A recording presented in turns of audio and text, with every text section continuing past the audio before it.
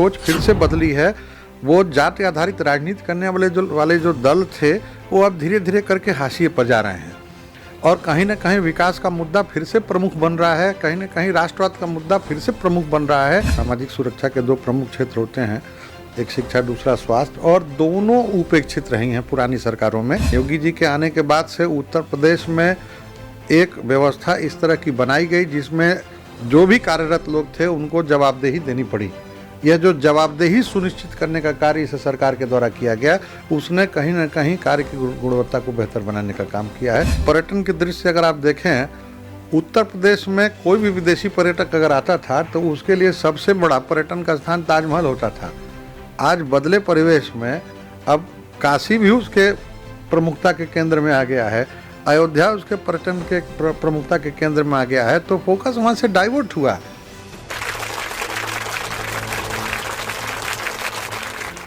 इस समय राजनीति की चर्चाएं चरम पर हैं और राजनीति की इन चर्चाओं के बीच ये भी जानना ज़रूरी है कि समाज में बौद्धिक लोग, समाज के इंटेलेक्चुअल्स जो समाज के सभी वर्गों में पकड़ रखते हैं, वो क्या सोच रहे हैं इस सियासत के बारे में और सियासत किस दिशा में जा रही है।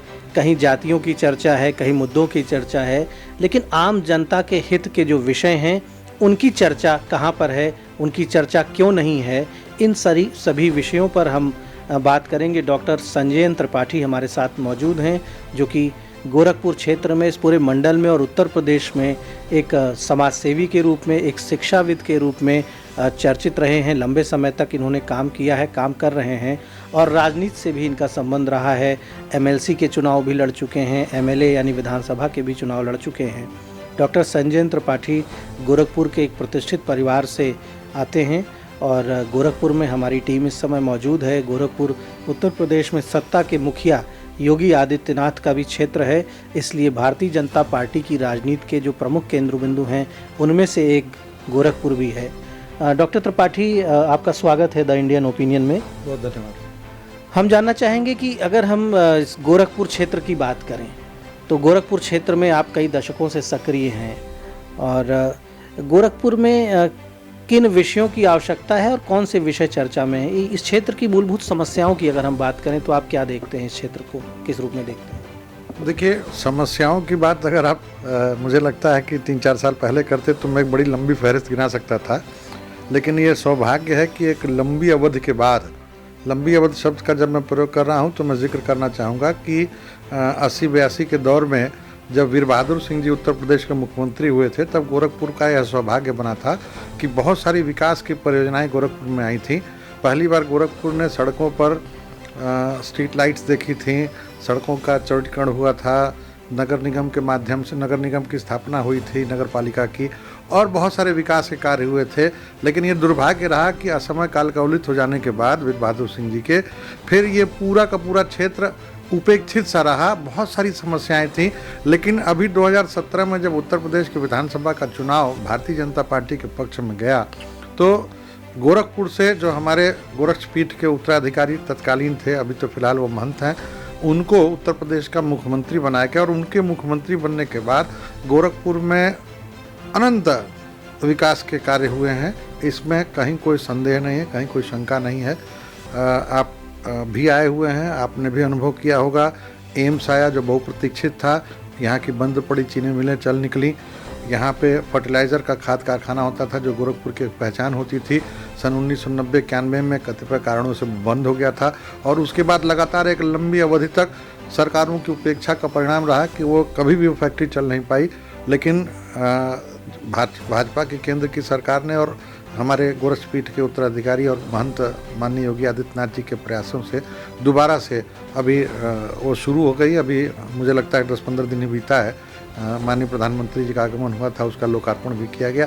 तो मुझे ऐसा लगता नहीं है कि ऐसे तो बहुत सारे विकास के बिंदु हो सकते हैं जो अभी भी अधूरे हैं, जिनका होना ज़रूरी है। लेकिन आप देखें कि सिर्फ एक विश्वविद्यालय होता था जो लगभग एक बड़े भूभाग को कवर करता था। आज गोरखपुर में हमारा तकनीकी विश्वविद्यालय मदन मोहन मालवीय के रूप में स्थापित हो चुका है। एक आयुष विश्वविद्यालय की अभी नींव डाली गई है। ऐसे शिक्षा के क्षेत्र में भी बहुत सारे विस्तार के कार्यक्रम हुए हैं तो अभी संभावनाएं बहुत सारी हमारे रामगढ़ ताल के क्षेत्र को खोडस जनपद में जिसकी गणना होती थी, रामगढ़ ताल का ये बिल्कुल नैसर्गिक ताल है। यहाँ पे आज तक कभी पानी सूखा नहीं है। बहुत छोटे छोटे तालाबों का सुंदरीकरण करके उसको पर्यटन का एक बड़ा प्रमुख केंद्र बना दिया जाता है और हमारा नैसर्गिक रूप से ये एक बहुत बड़े विस्तृत भूभाग में फैला हुआ ताल का क्षेत्र वो उपेक्षित था। उसका सुंदरीकरण करके अब गोरखपुर और आसपास के लोगों के लिए वो पर्यटन का एक बड़ा प्रमुख स्थल बन गया है। गोरखपुर में बहुत लंबे समय से कलाकारों की एक मांग थी कि एक प्रेक्षागृह होना चाहिए। राजनीतिक आयोजनों के लिए भी आवश्यकता उसकी पड़ती थी, जिसका अभाव खटकता था कई बार। तो बाबा गंभीर दास जी के नाम पर, गंभीर नाथ जी के नाम पर एक प्रेक्षागृह की स्थापना भी यहाँ पर हुई। तो मुझे लगता है काम बहुत सारे हुए हैं। समय के हिसाब से 5 साल में जितना हो सकता था उतना हुआ है और आगे और भी होने की संभावना है, क्योंकि जो सोच है, जो संकल्पना है माननीय मुख्यमंत्री जी की, वो कहीं न कहीं सुखद संकेत करने वाली है। मुख्यमंत्री का क्षेत्र है गोरखपुर, तो निसंदेह जो बातें आपने बताई हैं और गोरखपुर में बहुत से काम हुए हैं। गोरखपुर मंडल और ख़ासतौर पर ग्रामीण क्षेत्र की अगर बात करें, आसपास के जो गांव हैं या आसपास के जनपदों के जो गांव हैं, वहां पर रोजगार सृजन, स्वास्थ्य, शिक्षा, इन विषयों को आप किस रूप में देख रहे हैं? आप स्वयं आपने एजुकेशन पे काफ़ी काम किया है, बहुत सारे संस्थान भी आपने एजुकेशन के लिए समाज को दिए। आप आपको लगता है कि निजी क्षेत्र को बहुत काम करना पड़ता है एजुकेशन की फील्ड में, जबकि तमाम सरकारी विद्यालय, तमाम सरकारी संस्थान होने के बावजूद निजी क्षेत्र की एक बड़ी भूमिका है। तो क्या सरकारी जो विभाग शिक्षा के क्षेत्र में काम कर रहे हैं, चाहे कोई भी सरकार रही हो, क्या उनकी कहीं ना कहीं उनकी प्रोडक्टिविटी या उनका कमिटमेंट लेवल कमज़ोर दिखता है? अब निश्चित रूप से उनका कमिटमेंट लेवल या कहीं सोच के स्तर पर कोई चूक रही होगी, क्योंकि आप देखें, आपने शिक्षा की बात की। सामाजिक सुरक्षा के 2 प्रमुख क्षेत्र होते हैं, एक शिक्षा, दूसरा स्वास्थ्य, और दोनों उपेक्षित रही हैं पुरानी सरकारों में।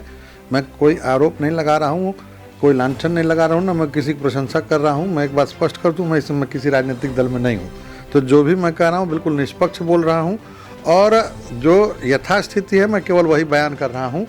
पिछली सरकारों में जो शिक्षा की स्थिति थी, सरकार के जिम्मे जो व्यवस्थाएँ थीं, कहीं न कहीं हमें लगता है कि इच्छा शक्ति का अभाव होता था। जो नेतृत्व था या जो सरकार में बैठे हुए लोग थे, योगी जी के आने के बाद से उत्तर प्रदेश में एक व्यवस्था इस तरह की बनाई गई जिसमें जो भी कार्यरत लोग थे उनको जवाबदेही देनी पड़ी।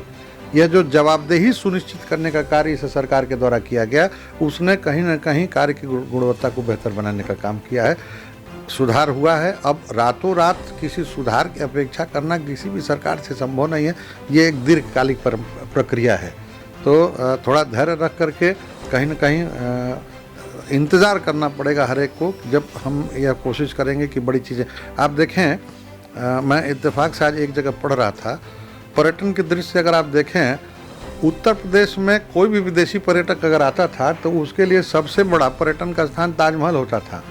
आज बदले परिवेश में अब काशी भी उसके प्रमुखता के केंद्र में आ गया है, अयोध्या उसके पर्यटन के प्रमुखता के केंद्र में आ गया है। तो फोकस वहाँ से डाइवर्ट हुआ। अब लोगों की प्राथमिकताओं में पर्यटन के लिए ये जगहें भी आ गई। तो कहीं ना कहीं इस दिशा में जो प्रयास हुआ है उस प्रयास की सराहना होनी चाहिए, मेरा ये कहना है। डॉक्टर साहब, आपको शिक्षा के क्षेत्र के साथ साथ राजनीति का भी अच्छा अनुभव है और आप स्वयं विधान परिषद और विधानसभा सदस्य के लिए भी आप चुनाव लड़ चुके हैं। उत्तर प्रदेश की राजनीति में जब जब चुनाव का समय आता है, जातियों के मुद्दे सामने आ जाते हैं। स्वतंत्रता के इतने दशकों के बाद भी हम समाज को एक सूत्र में बांधने में विफल रहे हैं। कोई पार्टी किसी जाति की बात कर रही है, कोई किसी वर्ग के महापुरुष की बात कर रही है, तो समाज को कई खांचों में हम बटा हुआ देखते हैं और एक वोटों का समीकरण हर दल में चिंतन का विषय होता है और उस समीकरण को साधने पर ही फोकस होता है लोगों का।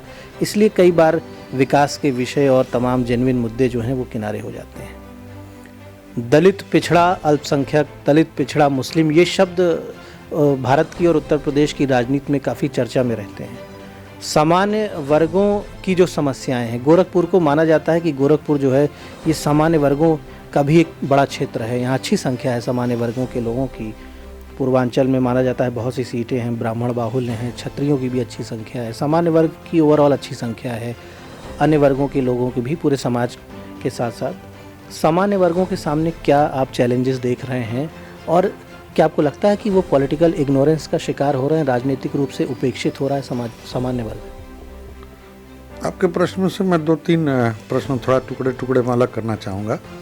सबसे पहला जो मैंने उसमें से उठाया, जो जाति आधारित राजनीति का एक आपने जिक्र किया है। जाति आधारित राजनीति का एक दौर था 1995 के बाद से वो शुरू हुआ, जिसमें मुलायम सिंह जी, काशीराम जी आए, तमाम नारे इस ढंग के गढ़े गए जो बड़ा आकर्षण उनके लिए बने, और स्वाभाविक रूप से वो एक वर्ग था जो लंबे समय से उपेक्षित था राजनीति में। उस वर्ग को प्रतिनिधित्व जब मिला तो उनका उत्साह बढ़ा और उन दलों को एक स्थापना उनकी हुई और वो लोग आगे आए। लेकिन आप देख रहे होंगे कि पिछले 5-7 सालों में, 8 सालों में अब चीज़ें बदली हैं, सोच फिर से बदली है। वो जाति आधारित राजनीति करने वाले जो दल थे वो अब धीरे धीरे करके हाशिए पर जा रहे हैं, और कहीं ना कहीं विकास का मुद्दा फिर से प्रमुख बन रहा है, कहीं ना कहीं राष्ट्रवाद का मुद्दा फिर से प्रमुख बन रहा है। तो ये जो एक इच्छा शक्ति दिखाया है हमारे देश के प्रधानमंत्री जी ने, हमारे गृह मंत्री जी ने, हमारे प्रदेश के मुखिया ने, इसने सोच को बदला है। मैं नहीं समझता कि कितना सहमत होंगे लोग मेरे इस कथन से, लेकिन अनुभव जरूर कर रहे होंगे, कहीं ना कहीं सोच में बदलाव आया है। ज़रूरत हर आदमी महसूस कर रहा है, विकास के एजेंडों पर राजनीति फिर से केंद्रित होती हुई दिखाई दे रही है, और जाति का जो प्रभाव हुआ करता था वो कमज़ोर पड़ रहा है। और इसका प्रमाण है ऐसे बहुत सारे दल जो विशुद्ध जाति आधारित राजनीति करते थे वो धीरे धीरे हाशिए की तरफ वो सरकते जा रहे हैं। तो आज नहीं कल वक्त लगेगा, निश्चित रूप से कहीं ना कहीं यह जो मतदाता वर्ग है हिंदुस्तान का, वो फिर से मुख्य धारा से जुड़ेगा, जिसमें देश सर्वोपरि होगा, राष्ट्र सर्वोपरि होगा, राष्ट्र के प्रति सोच सर्वोपरि होगी, ऐसा मेरा अपना मानना है। दूसरा सवाल आपने कहा कि सामान्य वर्ग कहीं ना कहीं इग्नोरेंस का शिकार हो रहा है, इसमें मैं अपनी सहमत आपको जताऊंगा। हो सकता है वोट बैंक की इस सियासत में सवर्ण वोट बैंक वो एकजुट नहीं रह पाता है या नहीं दिखा पा रहा है कि हम एकजुट हैं, इसलिए वोट बैंक की सियासत में उनको ज़्यादा महत्व मिल जा रहा है जो कहीं ना कहीं से अपने एकजुट होने का प्रमाण दे ले रहे हैं या एहसास करा पा रहे हैं। वो कितने एकजुट हैं कितने नहीं, मैं नहीं बता सकता। ऐसा कोई पैरामीटर नहीं है, ऐसा कोई पैमाना नहीं है जिससे यह जाना जा सके कि किस जाति का कौन सा वोट बैंक किस दल के पक्ष में जाता है। लेकिन वो कहीं ना कहीं से अपनी एक एकता प्रदर्शित कर पाने में सफल हो जा रहे हैं, जिसका लाभ उनको राजनीतिक रूप से या उन दलों की राजनीति, उन जातियों की राजनीति करने वाले दल के नायकों को मिल जा रहा है। यह हमारा जो समाज है ये कहीं ना कहीं इस रूप में बिखरा हुआ है, इसी नाते इसको उस ढंग का प्रतिनिधित्व नहीं मिल पा रहा है जिस तरह का मिलना चाहिए इसको। अब समय बहुत सारी चीज़ों का इलाज होता है, हो सकता है थपेड़े वक्त के इनको भी सोचने के लिए नए सिरे से मजबूर करें और ये भी कहीं ना कहीं अपने एकजुटता का प्रदर्शन करें। पॉलिटिकल डीलिंग जो होती है या जिसे कहते हैं सौदेबाजी में आपने एक महत्वपूर्ण बात कही कि राजनीति में भी सौदेबाजी कहीं ना कहीं है। धरातल पर यदि आके देखें तो एक कड़वी सच्चाई है, और जो वर्ग या जिस वर्ग के नेता, जिस वर्ग का नेतृत्व करने वाले वर्गों को तो ज़्यादा नहीं मिलता, उस वर्ग के कुछ लोग जो उस वर्ग के नेता या अगुआ बनने का प्रदर्शन करते हैं, दिखावा करते हैं, वो ज़रूर बड़े लाभ हासिल कर लेते हैं।